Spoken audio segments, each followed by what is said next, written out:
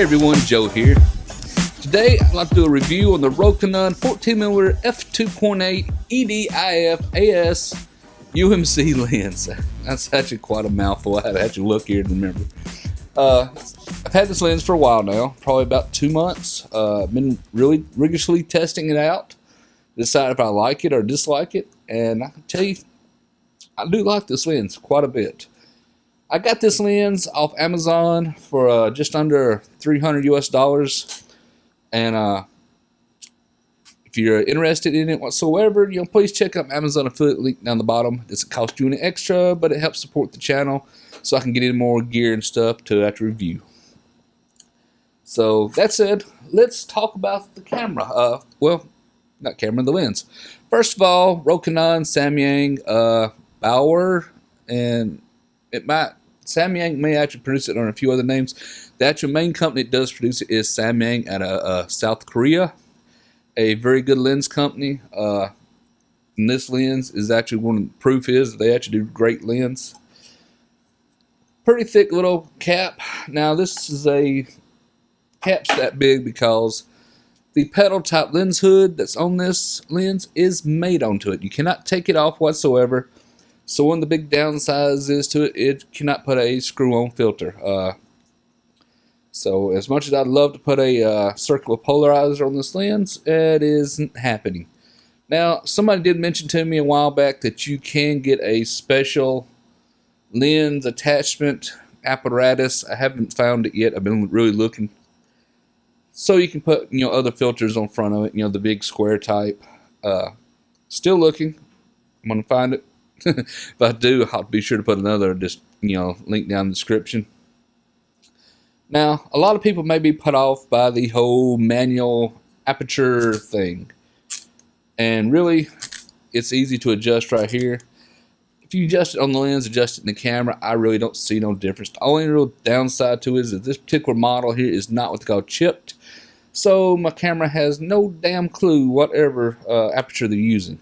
Which really only affects XF data and stuff, for the camera to figure out, be sorting through the images, what it was actually using to take the photo.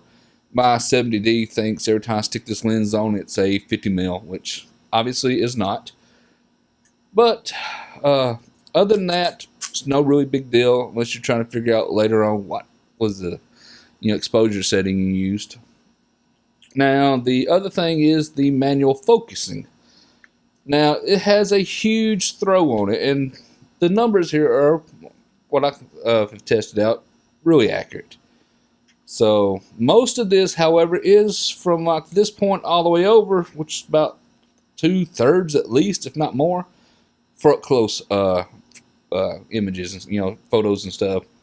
So, you actually, I think it's about 1 foot from the sensor to the front of the lens, you can actually do somewhat mild macro photography with it. I actually have some shots and stuff I'll show you later when we hop over here to the computer in Lightroom. Some photos I actually got up close. So I actually have some macro tubes on order to use this for, so I can do some up close macro photography with it. So if you're interested in wide angle macro photography, I got some videos coming from that pretty soon. But like I said, most of it is from like 1 foot to 1 meter to 3 meters, up in this range right here, at least most of that turn. So it's not huge deal. Matter of fact, the only issue I have on it is, while the focus ring is damped, I like to keep it around either 10-foot mark or infinity mark when shooting most of the stuff, because most everything's that far away from you. And you can actually bump it, knocking it off.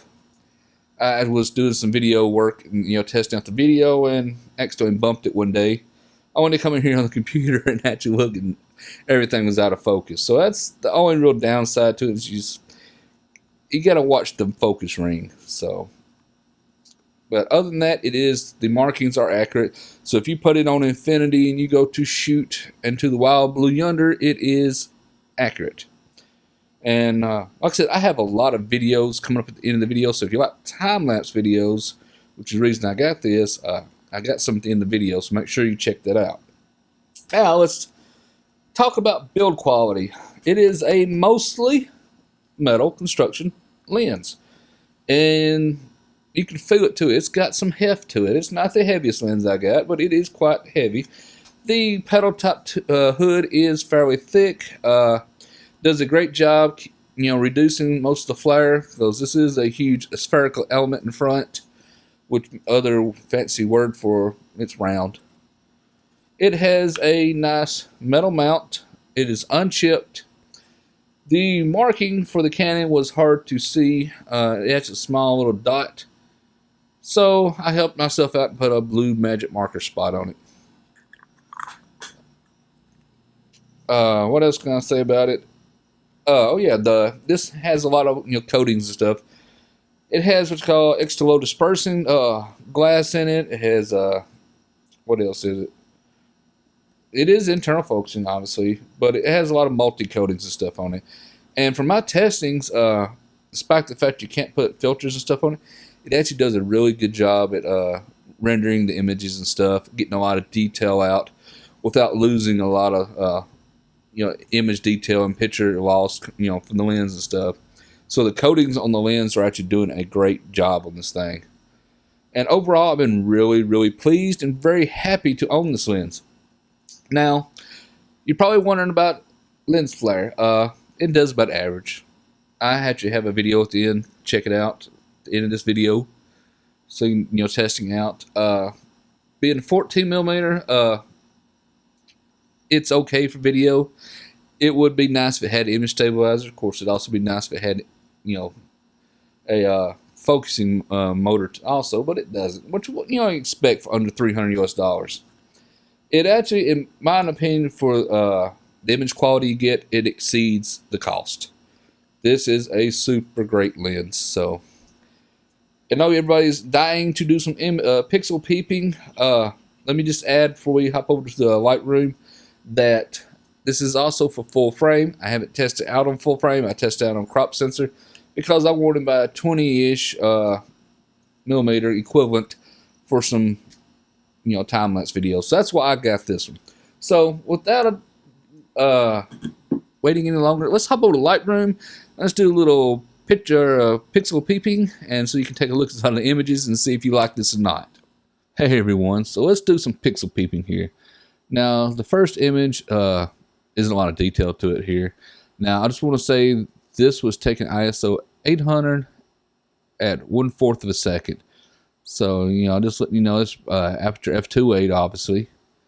So let you know that you can use it for some low light photography. Not too bad. And this ain't actually too bad to have no image stabilizer and still be at 1/4 of a second. It's not too bad. Now the photo here is one of the images I have from where I was taking some time lapse. And you can see, the detail here is pretty nice. This was taken on an 18 megapixel Canon T3i, which is a 600D. So let's just take a look over in the corner. As you can see, not bad detail. Overall, pretty decent. So this was taken at 1/60th of a second. Okay. There's some kids out walking by, doing a little fishing and stuff. And it was sitting on the ground, turned up at an angle. Not bad at all. Not bad. Okay, let's look at another image here. This is another one here I was doing some testing on. And this was taken at 1/250th of a second.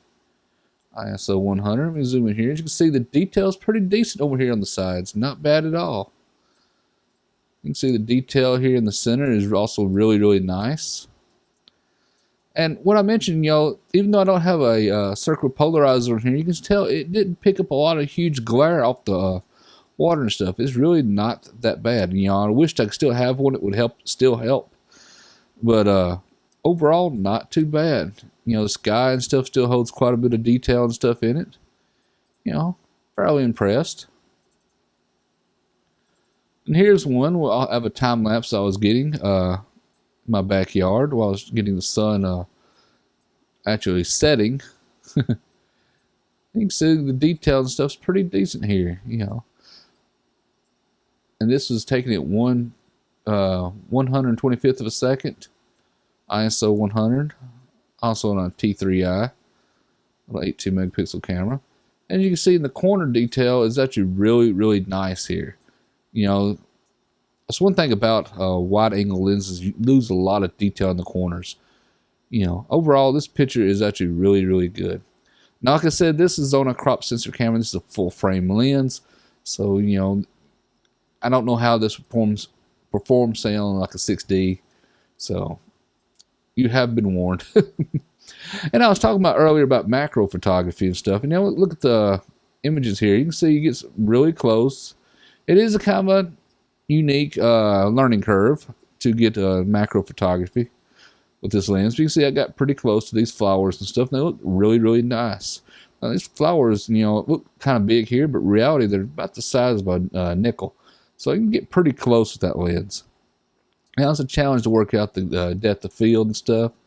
And here's a wild lilies, you know, a lot of people might be more familiar with. So you can tell, you know, not too bad. A lot of good detail, a lot of good image sharpness. Not bad. And if you look at the bokeh in the background blur, you can tell it ain't nothing to write home about, but it's not horrible either. So it's about average, you know, pretty decent. You know, okay. Got another photo here. Now I messed up on this and I missed focus. And I really hate that, but this is a cute little puppy that I got. And was down on the ground taking photos. So, you know, you can use this lens to get, you know, unique perspectives and stuff on a lot of your subjects. And as you can probably see right above the pup's head here, the 6 bladed aperture blades in it, you know, give you a hexagon looking, you know, out of focus areas. So that's kind of a downside. It's not round, but, you know, I'm not really worried about it. It's under $300. So, yeah, I missed focus a little bit. Would have really liked to get the eyes in focus, but that's one of the challenges of using a manual aperture lens. That's something you just have to, you know, understand about it. And here's another photo. You know, this is 20-second exposure at ISO 800, also taken on T3i at night. And you can see, this is what you get at 20 seconds, shooting the night sky. Not bad at all. It's actually a lot better than my 10 to 22 millimeter EFS Canon lens I got. So this is my new lens to go to now, because the Canon lens had a lot of distortion and stuff out on it, and not really distortion, but blurriness in the corners. This being a full frame lens put on a crop sensor camera, you really don't have that. So, you know, you get what you pay for, but overall, I honestly believe this lens is well worth the money, if not more. So, okay, everybody, stay tuned for the videos. You can see if you like the videos or not. I'll give you an idea of what to expect from this lens.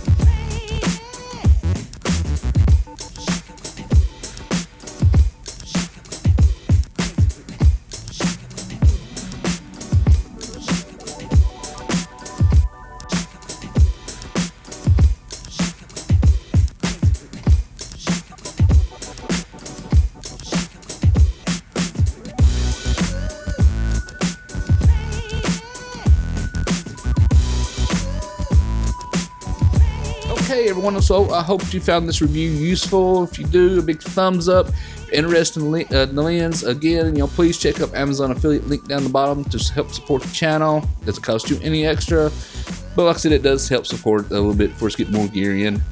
And if you're not a subscriber yet, please be sure to subscribe. Subscribing is free. It's for you. Lets you know when I release more videos. Until next time, everyone, thanks for watching.